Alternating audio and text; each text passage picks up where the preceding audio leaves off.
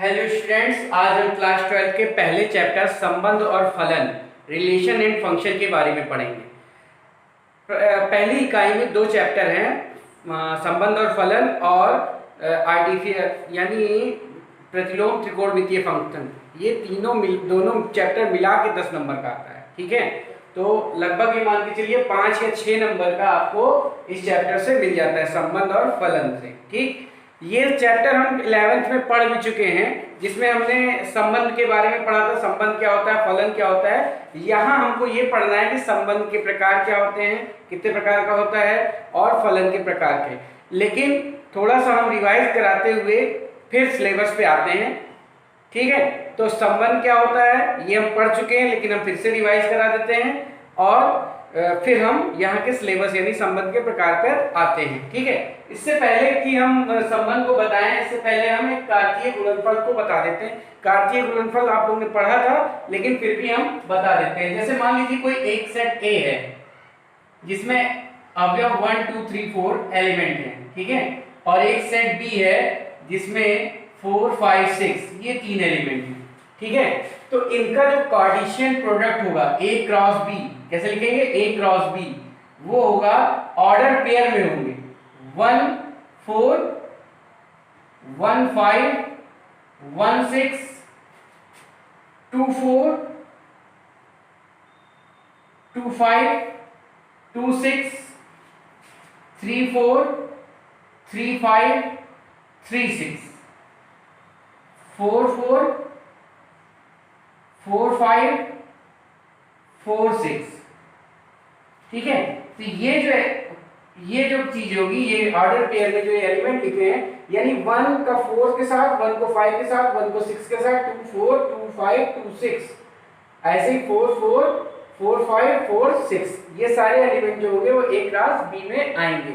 यानी हम ये कह सकते हैं ए क्रॉस बी में एलिमेंट होंगे x, y such that x जो होगा वो a का एलिमेंट होगा और y जो होगा वो b का एलिमेंट होगा। ठीक है, इसमें कौन से एलिमेंट आएंगे, x, y के टाइप के आएंगे, जिसमें x a का होगा और y b का एलिमेंट होगा। ठीक है, अगर हम मान लो b क्रॉस a निकाल दें, b क्रॉस a निकाल दें, ठीक है, तो क्या था 4 1 4 1 4 2 4 3 4 4 और 5 1 5 2 5 3 5 4, ऐसे 6 1 6 2 6 3 6 4, ये एलिमेंट आते हैं।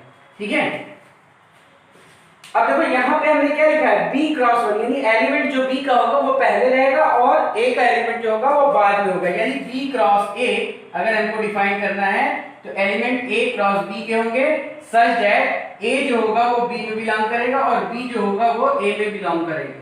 ठीक है, यानी पहला एलिमेंट b का होना चाहिए, दूसरा एलिमेंट, यहां से हमको ये भी दिख रहा है कि a क्रॉस b और b क्रॉस a इक्वल नहीं है। a क्रॉस b अलग चीज आती है और b क्रॉस a अलग चीज आती है। ठीक है, ये दोनों इक्वल नहीं होते, तो यही क्या कहलाता है, कार्टेशियन प्रोडक्ट। अगर हम मान लो a क्रॉस a भी निकालें या b क्रॉस b निकालें, अगर हम b क्रॉस b निकालें तो 4 5 6 और b में भी 4 5 6, तो आ जाएगा 4 4 4 5 और 4 6, ऐसे ही 5 4 5 5 5 6 और 6 4 6 5 6 6, ये एलिमेंट हो जाएंगे b क्रॉस b के। ठीक, तो ये क्या कहलाता है, कार्टेशियन प्रोडक्ट। ठीक, कार्टेशियन प्रोडक्ट में जो पहला एलिमेंट है वो a का है और दूसरा एलिमेंट जो है वो b का है। ठीक, ये चीज हो गई कार्टेशियन प्रोडक्ट। अब देखते हैं संबंध क्या होता है। संबंध जो होता है वो इसी का सबसेट होता है। जैसे मान लीजिए Cartesian product a cross b का कोई कार्टेशियन प्रोडक्ट है और इसी का एक सबसेट होता है रिलेशन। रिलेशन क्या, इन्हीं में से लिया जाता है, कोई कंडीशन एक आर जो है डिफाइन कर दी जाती है। ठीक है, उसी के अलावा हम वैल्यू मतलब उसमें एलिमेंट आ जाते हैं आर। ये a क्रॉस b का एक क्या होता है, सबसेट होता है। जैसे एक एग्जांपल से हम समझते हैं, a दिया है 1 2 3 और b दिया है 3 4 5, ये दिया होगा। ठीक है, ये दिया होगा और एक रिलेशन r ऐसा दिया है जिसमें एलिमेंट जो होंगे x, y, जहां पे x जो है वो a में है और y जो है वो b में है। इस तरह है, ठीक है, कि x plus y is greater than or equal to 3, ये दिया। तो इसमें देखो जो a क्रॉस b में एलिमेंट आएंगे उसमें से ऐसे एलिमेंट जो इस कंडीशन को क्या कर रहे हैं, सेटिस्फाई कर रहे हैं इस कंडीशन को, ठीक है। तो देखो R में एलिमेंट क्या क्या आ जाएंगे, R क्या है, एक रिलेशन जो होता है वो a क्रॉस b का क्या है, सबसेट ही है। और वो जैसे यहाँ डिफाइन कर दिया गया, यही है क्वेश्चन, रिलेशन में अलग अलग डिफाइन, जैसे x plus y equal to 5 भी कर सकते थे, या x ग्रेटर देन 3 कर सकते थे, या x is equal to 3y कर सकते थे, तो कुछ भी रिलेशन डिफाइन कर सकते थे, लेकिन ये होगा क्या, सबसेट a क्रॉस b का ही। तो ऐसे एलिमेंट जिनको जोड़ने पे क्या है, 3 या 3 से ज्यादा है, तो देखो 1 3 सारे एलिमेंट आ जाएंगे, या यहाँ पे हम क्या कर देते हैं, 5 कर देते हैं, ठीक है। तो कुछ एलिमेंट नहीं भी आएंगे। तो जैसे a क्रॉस b अभी हमने निकालना बताया था, a क्रॉस b में क्या आएगा, 1 3 1 4 1 5 2 3 2 4 2 5 3 3 3 4 3 5, ये a क्रॉस b आ जाएगा। लेकिन R में कौन कौन से एलिमेंट आएंगे जिसमें x प्लस वाई जोड़ने पे क्या हो, 5 से ज्यादा या 5 हो, तो 1 3 आएगा, नहीं आएगा, क्यों, क्योंकि इनको जोड़ने पे 4 ही आएगा। 1 4 क्या आ जाएगा, 1 4 1 5 जोड़ने पे क्या आ रहा है, 5 या 5 से ज्यादा। ऐसे 2 3 2 4 2 5 3 3 3 4 3 5, ये a क्रॉस b का सबसेट है, ठीक है, जो इस कंडीशन को क्या कर रहा है, सेटिस्फाई कर रहा है, ठीक। तो ये एक रिलेशन जो होता है वो क्या होता है, सबसेट ही होता है, ठीक है, a क्रॉस b का कार्टेशियन प्रोडक्ट का सबसेट ही होता है, ठीक है। कुछ एग्जांपल और भी देख लेते हैं, जैसे हम सिर्फ a से यहाँ a क्रॉस a भी कर सकते हैं, ठीक। जैसे मान लो a दिया है 1 2 3 4, ठीक है, और एक रिलेशन इस तरह डिफाइंड है x y, ये दिया हुआ है such that x equal to 2y, ये दिया है मान, ठीक है। यानी जो पहला एलिमेंट हो वो क्या हो, x इक्वल टू 2y, वो y का क्या हो, डबल हो, y का क्या हो, डबल हो। तो जैसे अगर R में हम पूछे कि एलिमेंट क्या आएंगे, तो देखो 1 1 आएगा, जब a क्रॉस a की बात करेंगे तो 1 1 1 2 1 3 1 4 ऐसे ही आएंगे। तो 1 1 इसको सेटिस्फाई कर रहा है, नहीं 1 2 कर रहा है, यहाँ 1 रखेंगे यहाँ 2 रखेंगे तो सेटिस्फाई नहीं होगा, 1 3 भी नहीं होगा 1 4 भी नहीं होगा, 2 1 2 1, यानी जो पहला एलिमेंट है वो दूसरे का डबल है, पहला एलिमेंट जो है दूसरे का डबल है। तो देखो 2 1 होगा, 2 2 नहीं होगा, 2 3 नहीं होगा, 2 4 नहीं होगा, ठीक। ऐसे 3 1 3 2 3 3 3 4 नहीं होगा। अगर हम बात करें 4 2 की तो ये एलिमेंट हो जाएगा। तो R में मात्र ये दो एलिमेंट आएंगे, ठीक है। बात समझ में आ रही है कि क्या होता है रिलेशन, रिलेशन क्या होगा, सबसेट होगा, कार्टेशियन प्रोडक्ट का एक सबसेट होगा जो एक कंडीशन डिफाइंड होगी उसके अकॉर्डिंग लिखा होगा, ठीक है। अब इसको x रिलेटेड टू y, ठीक है, इसलिए लिखा है x रिलेटेड टू y। अब ये कैसे रिलेट कर रहा है वो आपको बताया जाएगा, यहाँ कंडीशन किस तरह रिलेट कर रहा है, ये कंडीशन एक तरह से बता रहा है किस तरह कनेक्टेड है, ठीक है। x y से किस तरह कनेक्टेड है ये बताता है, मतलब x और y में क्या रिलेशन है, क्या संबंध बन रहा है, ठीक। x रिलेटेड टू y इसको पढ़ते हैं, ठीक है। तो ये रिलेशन है x से y में, ठीक। तो रिलेशन आपको समझ में आ गया क्या हो गया। एक एग्जांपल से और देखते हैं, जैसे मान लो लिखा है r या a लिख रहे हैं, a इक्वल टू 1 2 3 4 और r एक x such that x y, जहां x a में है और y भी a में है, ठीक है। x such that x belong to a and y belong to a, और किस तरह डिफाइंड है कि x माइनस y इज या इवन नंबर यानी सम संख्या है,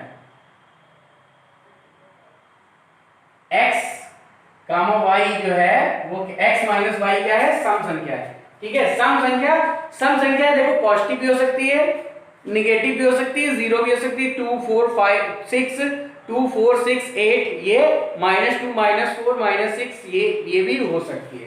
ठीक है, तो देखो R में क्या क्या आ जाएगा। देखो A क्रॉस A की बात करेंगे तो 1 1 1 2, अब 1 1, तो 1 1 का डिफरेंस क्या आएगा, 0 आएगा, यानी जो कि सम संख्या है तो 1 1 आएगा।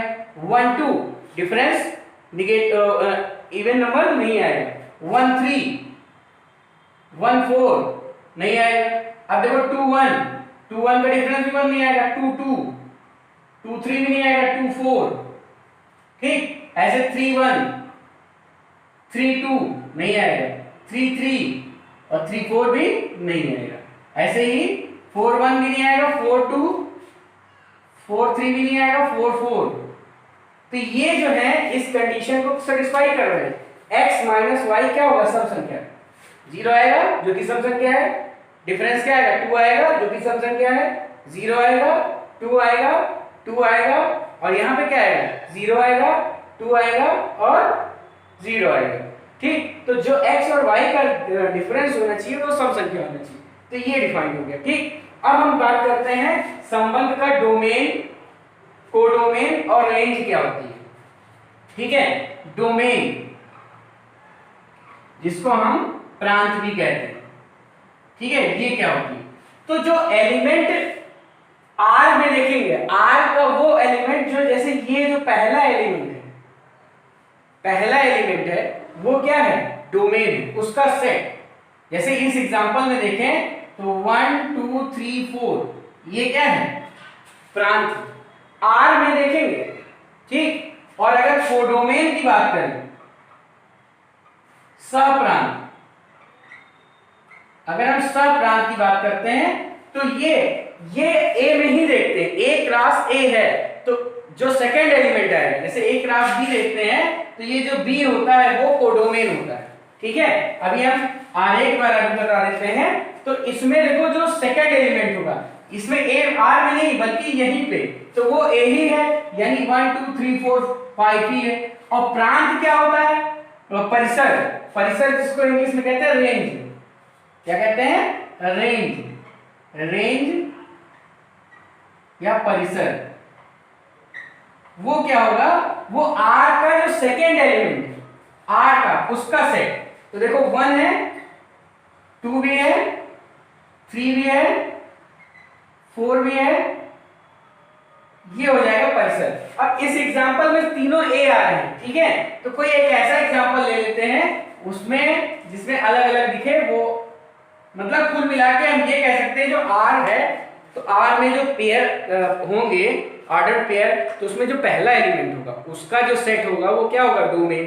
ठीक, और जो R जो जिसका सबसेट है यानी A क्रॉस B का, तो जो B है वो क्या हो जाएगा, कोडोमेन। और R में जो सेकंड एलिमेंट होगा वो उसका सेट जो होगा वो क्या कहलाएगा, परिसर। जैसे मान लो हम एक सेट लिख रहे हैं 1 2 1 3 1 4 1 1 2 3 5 4 5 1 5 2 और 5 3 5 5, ये लिखा।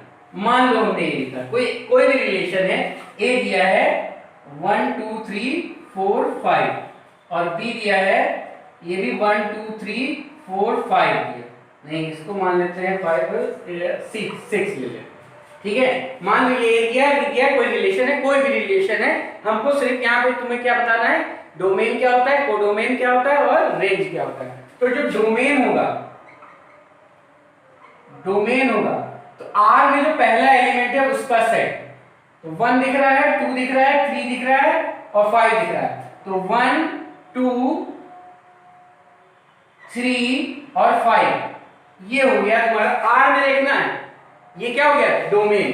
कोडोमेन की बात करते हैं। कोडोमेन तुम्हें यहां से देखना है, R से नहीं देखना है। यहां से जो सेकंड वाला 20 सेट था वो 1 2 3 4 5 6, और रेंज क्या होगी, रेंज तुम्हें R में देखनी है जो सेकंड एलिमेंट है।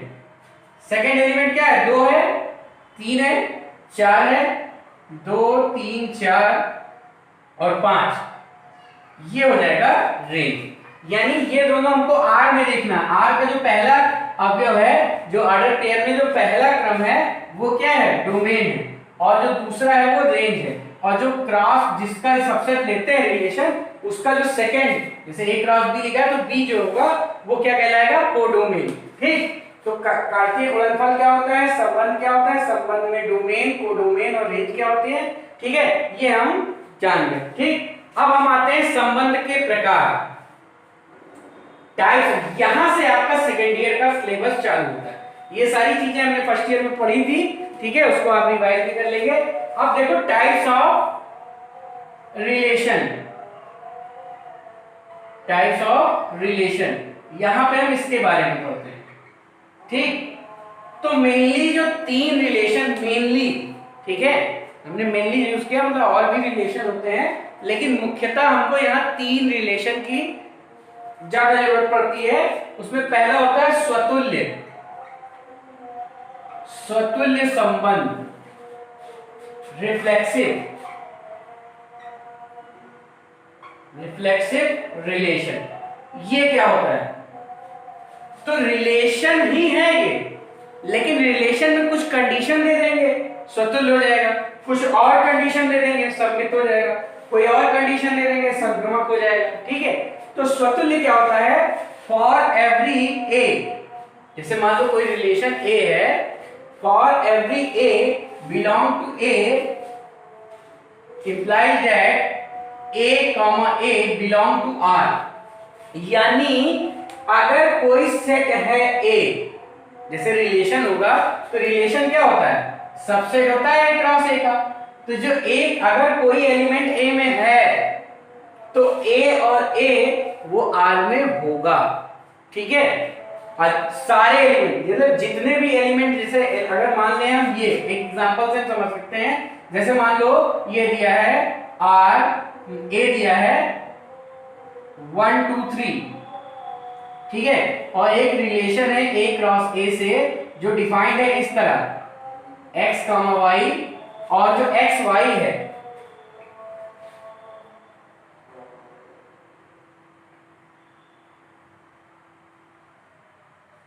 x plus y less than greater than or equal to 2, ये दिया है। ठीक है, तो इसमें बताओ एलिमेंट क्या है, जैसे जो R होगा, जो A क्लास A होगा उसका सबसेट है, तो A class A 1 1 A class A क्या होगा 1 1 1 2 1 3 1 2 1 2 2 2 3 3 1 3 2 3 3, इसमें से कैस जो एलिमेंट इसको सेटिस्फाई कर रहे हैं, इसको सेटिस्फाई करना है, मतलब दोनों को जोड़ने पे 2 या 1 1 2 आ रहा है, 1 2 2 या 2 से ज्यादा आ रहा है, 1 3 2 1 2 2 3 2 3 3 1 3 2 3 3, ये सब में देखो ये कंडीशन आ गई तो R में ये आ जाएगा। ठीक, तो यहां पे देखो क्या कह रहा है, स्वतुल्य ये कह रहा है कि अगर A में 1 है, अगर A में 1 है तो R में 1 1 होना चाहिए, R में 1 1 होना चाहिए। अगर L2 जो है वो A में है, 2 जो है वो A में है, तो R में 2 2 होना चाहिए। ठीक, अगर 3 A में है तो R में 3 3 होना चाहिए। बात समझ में आई? यानी अगर कोई एलिमेंट A में है तो उसका ऑर्डर्ड पेयर अगर R में है तो उस संबंध को हम क्या कहेंगे, स्वतुल्य संबंध। क्या कहेंगे, स्वतुल्य संबंध। For every A belong to A implies that A belong to R। मतलब समझे कि अगर A में 1 2 3 हैं तो R में 1 1 2 2 3 3 होंगे, तो वो क्या कहलाएगा, स्वतुल्य। अब कोई जरूरी नहीं कि हो ही, जैसे अगर मान लो हम यहाँ 5 कर देते, यहाँ क्या कर देते 5, तो R क्या आता, अब हम इसको लिखना है, अगर ये 5 कर देते तो L1 क्या आता, मतलब जोड़ने पे 5 या 5 से अधिक है तो 1 को या ऐसा करो 4 का, तो 1 1 नहीं आएगा, 1 2 नहीं आएगा, 1 3 क्या आता, 1 3 आता। ठीक, और फिर 2 1 भी नहीं आता, 2 2 आता, 2 3 आता। ठीक, ऐसे ही 3 1 आता, 3 2 आता और 3 3 आता। तो अगर हम पूछे कि ये स्वतुल्य है तो ये स्वतुल्य नहीं है। क्यों? क्योंकि ए में 1 है लेकिन 1 1 यहां आर में नहीं दिख रहा है। 1 जो है वो ए में है लेकिन 1 1 यहां पे नहीं है, तो ये स्वतुल्य नहीं है। ये इससे पहले एग्जांपल हमने लिया था वो स्वतुल्य था। क्यों? क्योंकि 1 था तो 1 1 था, 2 एलिमेंट है ए में तो 2 2 भी आर में है, 3 एलिमेंट है तो यहाँ पे 3 3 एलिमेंट भी आर में। तो यहाँ पे हमको यही देखना है कि आर में अगर ए में एलिमेंट है कोई भी तो उसका ऑर्डर पेयर आर में होना चाहिए। अगर है तो वो स्वतुल्य होगा, अदरवाइज नहीं होगा। ठीक, तो स्वतुल्य संबंध क्या होता है या रिफ्लेक्सिव रिलेशन क्या होता है इसके बारे में हमने पढ़ा, समझ में आया। अब दूसरा होता है सममित संबंध, जिसको हम कहते हैं सिमेट्रिक। क्या कहते हैं? Symmetric relation. ठीक है, ये क्या होता है? अगर if A B belong to R, अगर ए बी आर में है, किसी रिलेशन में ए बी है, implies that B A belong to A R, तो बी ए भी आर में होगा। अगर ए बी आर में है तो बी ए भी आर में होगा। अगर ऐसा है तो वो संबंध क्या कहलाएगा? सममित। एक एग्जांपल से समझते हैं। जैसे मान लो दिया है a इक्वल टू 1 2 3 और एक रिलेशन है a क्रॉस a से जो डिफाइंड है इस तरह x y, ठीक है, x plus y equal to या ग्रेटर देन और इक्वल टू 3, ये डिफाइंड। ठीक है, तो R में क्या है? अब आप बताइए, खुद बताइए कि R में क्या क्या एलिमेंट आएंगे। वो तो हम बाद में बात करेंगे सममित है कि नहीं है। R में क्या क्या आएंगे? दोनों को जोड़ने पे 3 या 3, देखो 1 1 नहीं आएगा, 1 2 1 2 आ रहा है, ठीक, 1 2 आ रहा है और 1 3 भी आएगा, 3 से ज्यादा 1 3 2 1 आएगा, 3 2 2 2 3, ऐसे ही 3 1 3 2 और 3 3, ये तो है ना।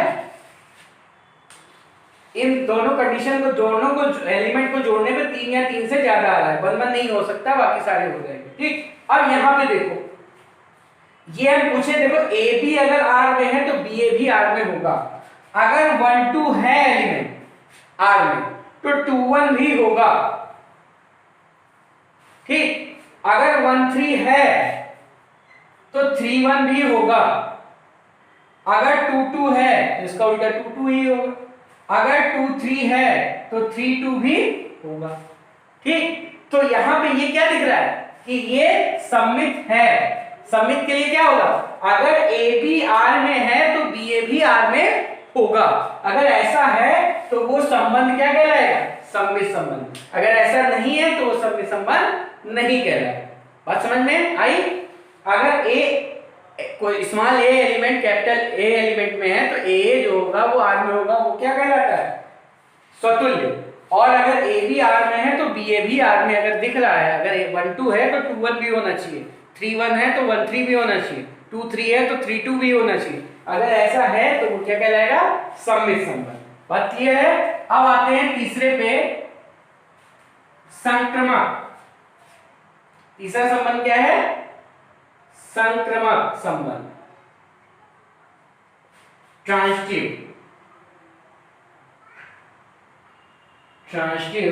रिलेशन।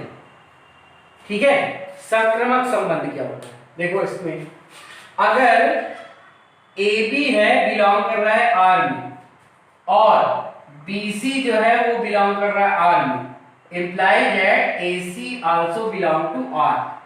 अगर कोई एलिमेंट ए बी जो है वो आर में है, रिलेशन आर में है, बी सी रिलेशन आर में है, तो ए सी भी रिलेशन आर में अगर होता है तो वो संबंध क्या कहलाएगा? संक्रमक। क्या कहलाएगा?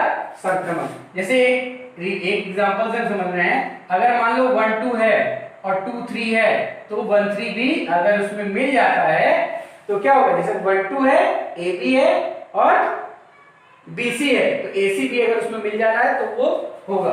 ठीक, जैसे 2 3 3 4, अब देखो AB है, BC है, तो 2 4 भी अगर उसमें है तो वो क्या कहलाएगा, क्या कहलाएगा, संक्रमक संबंध कहलाएगा।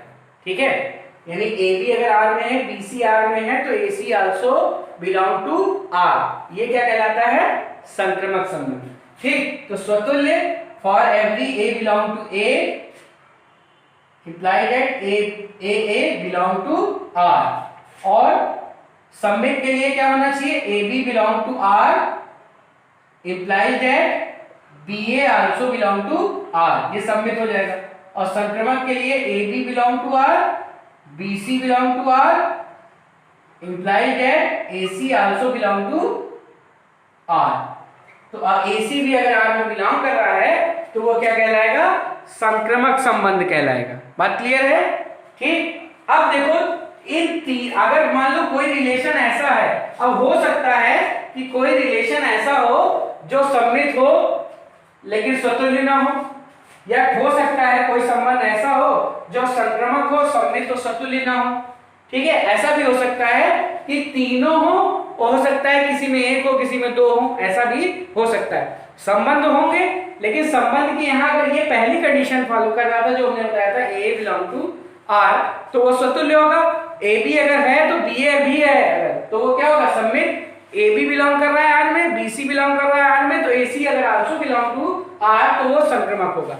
अगर कोई संबंध है जिसमें ये तीनों हो, यानी स्वतुल्य भी हो, सम्मित भी हो और संक्रमक भी हो, अगर ये तीनों हो, ऐसा कोई संबंध जो तीनों कंडीशन को फुलफिल कर रहा है, तीनों कंडीशन जिसमें है, वो संबंध क्या कहलाता है, स्वतुल्य। क्या कहलाता है, स्वतुल्य। और अगर ये तीन नहीं, ये स्वतुल्य, सम्मित, संक्रमक तीनों होते हैं तो उसको हम कहते हैं तुल्यता संबंध। क्या कहते हैं, तुल्यता संबंध, इक्विवेलेंस रिलेशन। क्या कहलाता है, इक्विवेलेंस रिलेशन। यानी अगर हमको प्रूव करने का दे दिया जाए कोई संबंध कि सिद्ध करो ये संबंध तुल्यता संबंध है, तो हमको क्या क्या दिखाना होगा कि वो स्वतुल्य है, सम्मित है और संक्रमक है, ये तीनों हमको दिखाना होगा। ठीक, अगर हमसे कहता है कि तुल्यता संबंध दिखाओ कि ये तुल्यता संबंध है, तो हमको स्वतुल्य, सम्मित और संक्रमक तीनों दिखाना होगा। ठीक है, अब आज हमने ये पढ़ा कि संबंध कितने टाइप के होते हैं। ठीक है, डोमेन, कोडोमेन, रेंज वगैरह क्या होती है। ठीक, आज के लिए इतना ही हम बता रहे हैं, इसको आप लोग पढ़िएगा और फर्स्ट ईयर का एक बार रिवाइज जरूर कर लीजिएगा। ठीक है, अब कल हम इसको जैसे कैसे प्रूव करते हैं, जैसे कोई भी क्वेश्चन होगा उसमें दिखाना होगा कि सम्मित है कि नहीं है, ठीक, स्वतुल्य है कि नहीं है, तो इसको हम कैसे कल क्वेश्चनों को सॉल्व करेंगे कि कैसे दिखाएंगे कि कोई संबंध स्वतुल्य है, सम्मित है या संक्रमक है या तुल्यता संबंध है। इसको दिखाने के लिए कैसे हम दिखाएंगे, इसको हम कल बताएंगे। तब तक के लिए आप लोग एग्जाम्पल वगैरह देखिएगा, क्योंकि ये थोड़ा थ्योरेटिकल होता है, इसमें कोई कैलकुलेशन वगैरह नहीं है कि हम कैलकुलेशन, इसमें बस थ्योरी टाइप का ही लिखना रहता है। कॉन्सेप्ट आपको क्लियर है कि क्या, और लिखने का ढंग वगैरह आप लोग एग्जाम्पल से देखिएगा। तो आज के लिए इतना ही, धन्यवाद।